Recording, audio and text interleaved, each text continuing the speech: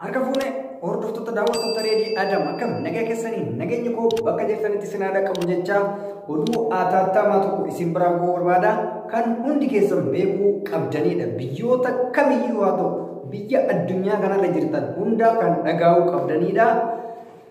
Sababni innis maalinni sababni dirreen xiyyaara Itoophiyaa yeroo dheeraaf cufatuuf karoorfame maalidha? Dirreen xiyyaara Itoophiyaa yeroo dheeraaf akka cufamu mootummaan dubbatee jira. Yeroo dheeraaf hanga ji'a 3-4 jechuudha. Sababa guddaa dhiyeessanii jiru. Sababa kana hundi keessanuu kana beeytanii dhihenya kanatti galuurraa abdii akka kuttan isinitti himuuf hin dhufe. Yoo soba jettan viidiyoo koo gama dhumaati irratti waan muummichi ministeera Itoophiyaa jedhe gurra keessaniin dhageettan. Akka muummichi ministeera Itoophiyaa jedhetti yeroo ammaa kanatti mootummaan nama 10,000 baajata isaatiin algaa qabee fi qallabaa jira. Mootummaan immoo kanaa olitti baajatas humnas hin qabu. Namoonni inni qallabaa jiru sun eenyuun jechuu dandeessanii namuma akka keessanii biyya alaatti irraa gale sababa dhibee kanaatiif qoratamuuf warra kophaa bahe. Namni kamiyyuu yeroo biyya alaatti irraa galu kallattiidhaan manatti hin galu sinitti hime. Kwarantaayinii yookaan iddoo turtii guyyaa 14 turtaa jechuudha. Kanaaf mootummaan iddoo addaa kan nama 10,000 ol fuudhus hin qabnu keessummeessuus hin dandeenyu. Sababa kana biyyoota duraa ijoollee keenya fuudhachuu hin dandeenyu jedhee jala sararee dhibbaan dhibbatti himee jira. Sababa wajjin. Kanaaf hundi keessanuu kana bartanii jarjaraan biyyatti galuuf maal hojii akka naafe ani fixadhee jira maal jechuun isin hin fayyadu jechuudha. Mootummaan isin fudhataa hin jiru jechuudha. Waan nama dhibu lammii ofii ilaala. Nama 10,000 qofa fudhatee hiifate mootummaan baajata kanaa olii hin qabnu hin dandeenyu jedhe. Alatti dhumuu isaanii wayya jedhe. Keessa taree sababa maaliif dhiyeeffate beeytanii? Sababa inni dhiyeeffate isin himu. Sababni inni dhiyeeffate lammiileen Itoophiyaa jedhe. Lammiileen Itoophiyaa imbaasii jalaa bahanii mana yeroo ergamanii irraa bahanii gara alaatti bahanii paaspoortii tokko malee yookaan immoo gara seeraan alaatiin biyya alaa deemanii gaafa rakkatan qofa ani Itoophiyaawidha jedhanii imbaasii dhaqanii jedhe. Laal tuffii laale. Gaafa rakkatan qofa imbaasiin kan isaanii akkamitti ta'ee jedha mootummaan kun. Viidiyoo dhumarratti namni na hordofte hanga dhumaatti ni dhageeffata dhugaa jiru ni barata. Afaan mootummaatirra ba'e viidiyoodha naasaa haasa'ee dheengadda gaafa Isaayyaas Afawarqii yaamisa. Kun maal ilaallata? Warri Beerut ta'ee, warri Baareen ta'ee, warri Oomaan ta'ee, warri Su'uudii ta'ee, Dubaay ta'ee, Kuweet, warri Kuweet agarraa maaliif rakkataa jira? Mootummatu simatuu dide, mootummatu fudhatuu dide. Isinii galaa? Mootummatu fudhachuu dide. Sorry. Mootummaan fudhachuu dide, mootummaan Itoophiyaa iddoon qabu iddoo kwarantaayinii guutee jira jedhe. Ashakkii qiyyamaa inni namnummaan 10,000 inni lakkaa'e kun warra baajata of danda'ee jiraatu ta'e innaa kan jedhu shakkii qaba. Baay'isawwan immoo maallaqa keessaniin bakka san turuu hin dandeessan. Boolee keessa bakka san turuun ni ulfaata. Manni hoteelaa guddiidha. Nyaata jira, waa meeqatu jira baay'ee ulfaata.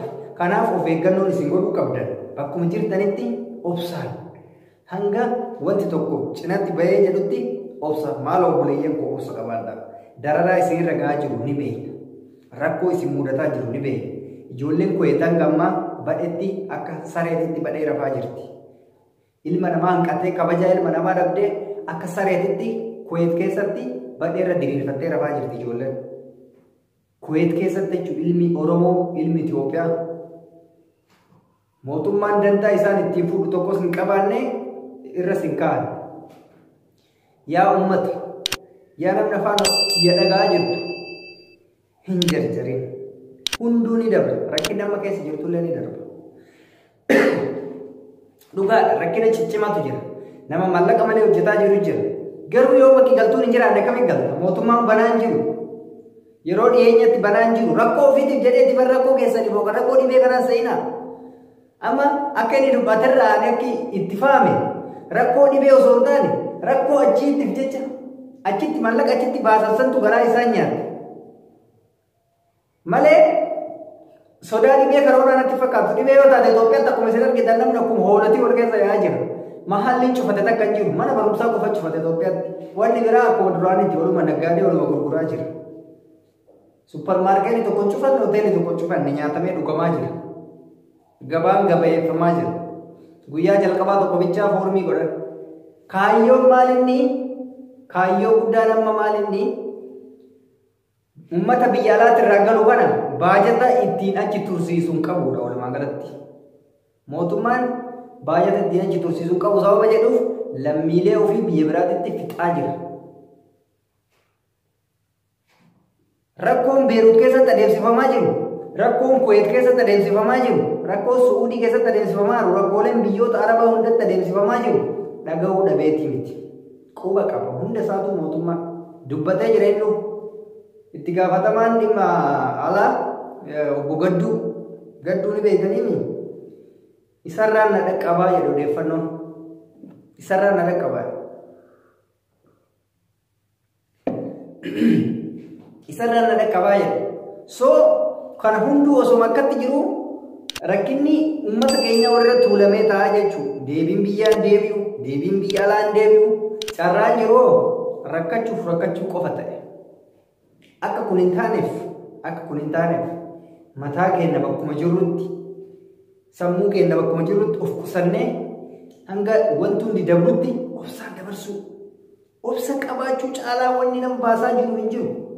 Amma wanda sababatan argatanii jiran kan baasin bar duraanuu hojjetuun beeytaniini amma waan sababatu argatee jiran eessatti kuu mallaqa sirraa nyaata amma fakkeenyaaf kaleessa yaaman Beeruutitti quba qaba.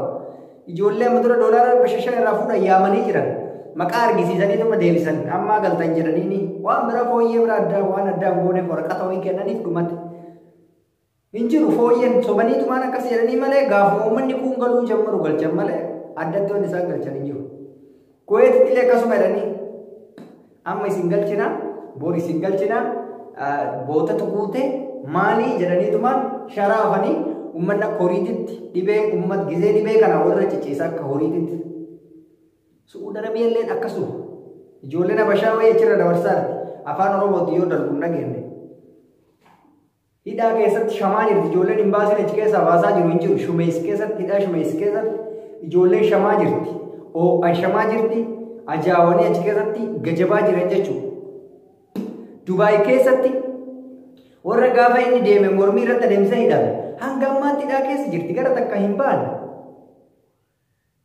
Dhibee kanaan sababatanii adabbii guddaa warra biyya alaa kanatti godhaa jiran jechuudha. Biyyuma hunda akkasi. Biyyuma hundarraa akkasi. Biyyoota ijoo maqaa keessaa dhoofne malee warra akka Beeruutii fi Kuweet kana. Biyyoonni hunduu Omaan, Baareen, Maalii, Beeruut, Libaanoonii, iyya haajaa tokko rakkoon bakka hin jirre hin jiru jechuudha. So wal garfachuun obbolummaadha. Karaa irratti wal qajeelfachuun obbolummaadha. Jarjartanii shaanxaa keessan tuulattanii ol hin ka'ina. Hangaan Itoophiyaa bararuun qajeelatti eegalutti hanga maatii keetti galuun karooraan kallattiin eegalutti giristanii hin ka'ina. Giristanii gaafa kaatan akka ijoollee Kuweetisan taatan karaa irratti haftan. Nama isin maqaa isin yaamu dabdan. Rakkoo cimaaf of saaxiltan. Ijoolleen Kuweet yaamanii jennaan manatti namni tokkocha akka jiru shaantaa fe'attee dhaqe. Shaantaa isaanii hojjechitti rafarrafamaa jiran. Sadaqaa nyaatan warri Arabni kan nyaata sadaqaa fidaniif. Sooba waan ta'eef giseen sadaqaan achitti dhaqee fi nyaataa jiran. Rakkoon akka ijoollee Kuweet kun akka isin hin muudannee barbaadan bakkuma jirtanitti tura. Obsa. Ka dalagaa qabdus ka dalagaa hin qabnes obsi. Ji'a muraasa obsuun homaayyuu miti. Garuu obsa ji'a muraasaa dhabdee rakkoo guyyaa muraasaa sun obsa yeroo muraasaa san caalaa si miidhe akka ati lammata nama hin taane si gooti. Si cabsiti haamilee si cabsiti namaa gadi si gooti. Kana hundi keessanuu beekuu qabdan. Hololaa miti kun. Kana waan ta'eef kanumaan isiniin jechuu barbaada. Hundi keessanuu adaraa keessan of eegaa isiniin jedha. Sagalee xiqqishuu wayii kana biyya isaa irratti xiqqishuu wayii isiniif hin gadhiisa. Sababni isaa maaliif koopiraayitiin irratti erga waan ta'eef viidiyoo nama tokko namarratti fe'uu dhorkabaa waan ta'eef viidiyoo sun kan TV waraabe waan xiqqishuu wayii sagaleen isin dhageechisa. Waan na dhageeffataniif galatoomaa isin jaalladha isin kabajaa hanka isin waliin ture Reedii Adamchuu. Namoonni YouTube channel kiyya haaraa taatan waan diimtuu subscribe waan akka alarmii sangattu hixanii viidiyoo kiyya yeroo hunda isin bira ga'a. Warroonni hiriyaa kiyya taatan immoo laayikii fi sheerii akkuma beekamutti gochuu hin irraanfatin hiriyoota keessaniif qooda. Fayyaa naaf ta'a isin jaalladha. Bye.